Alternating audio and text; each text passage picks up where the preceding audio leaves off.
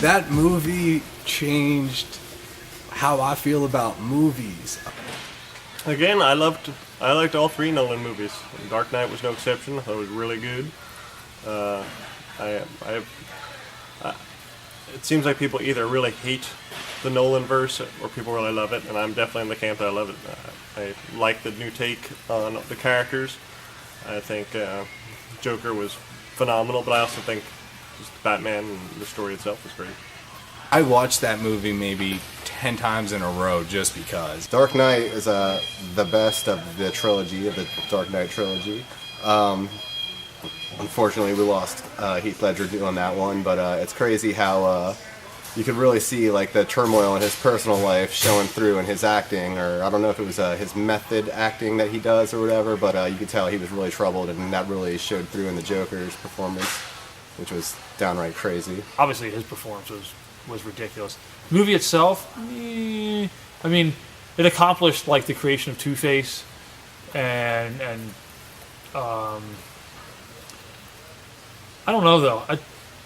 I didn't think that like the Joker's gang was all that interesting.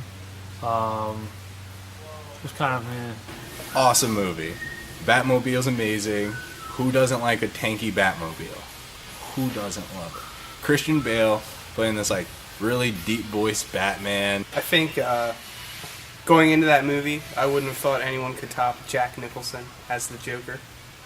But yeah, Heath Ledger did a great job as the Joker. I think anyone would agree with that. The Dark Knight. Well, yet again, I'm sick and tired of the Bat voice. So now it was just the Bat voice all over again. And it was Heath Ledger. Did an alright job. He just played, the Joker. That's it. It wasn't anything special. Heath Ledger's Joker scared me. Seeing how psychotic a person could act was phenomenal. Seeing him put himself in that role where he's being beat in a prison interrogation room by Batman and all he can do is laugh about it. That defined what eccentric and genuine crazy was. I like that movie, but like Joker just came out of nowhere.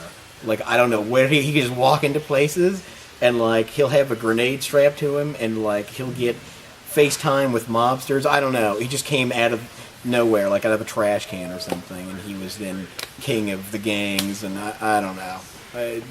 That bothered me a little. Overall, it was enjoyable. Two-Face was awesome in it though, except for the whole CG thing. But I definitely enjoyed Aaron Eckhart's portrayal of Harvey Dent.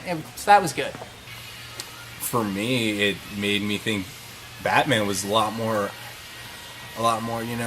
BA and a lot less of a non-superhero for not having powers. Personally, I'm not a huge fan of Batman, but those movies changed my opinion. They fixed the turning Kale problem, and so Batman was mobile. People just jumped from not caring about superheroes to everybody wanted to know when the next Batman was coming.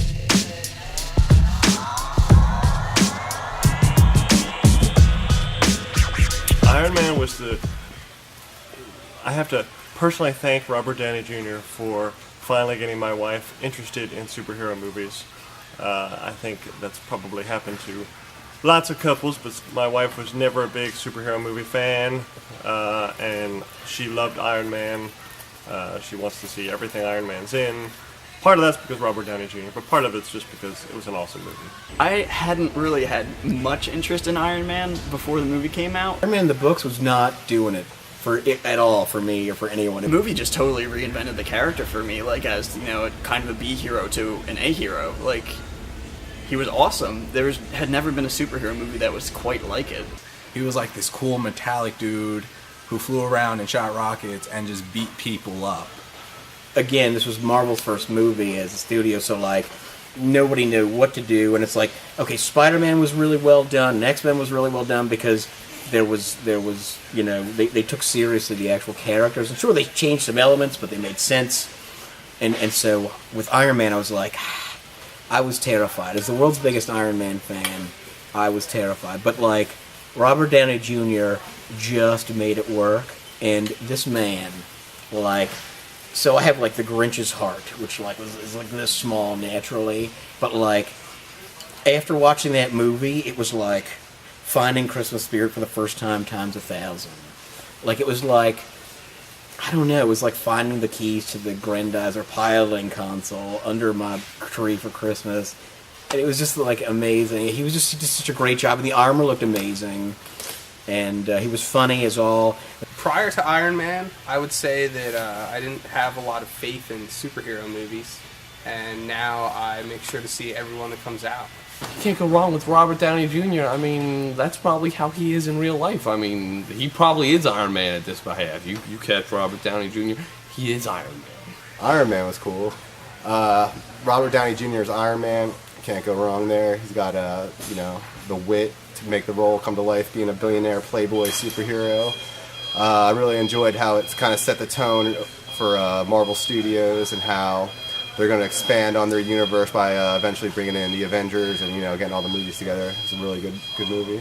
Iron Man the movie. I loved Iron Man the movie. I thought it was great. I loved the fact that guy from Less Than Zero was in it. I like they made Tony Stark like really cocky, and I like superheroes with flaws, so I've always liked him and like Batman, and even like Thor to some extent, because they might get caught up in something and like goof up.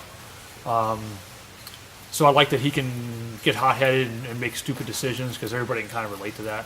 Like, you can't beat the amount of pimp that comes out of Iron Man. The armor, the way they did the armor was awesome, and Jeff Bridges was in it, so how can you go wrong? The movie came out when terrorism was hot for Americans. Anti-terrorism was a thing for us. So seeing a superhero not only take up his superpowers, but see him taking down terrorism and protecting the U.S.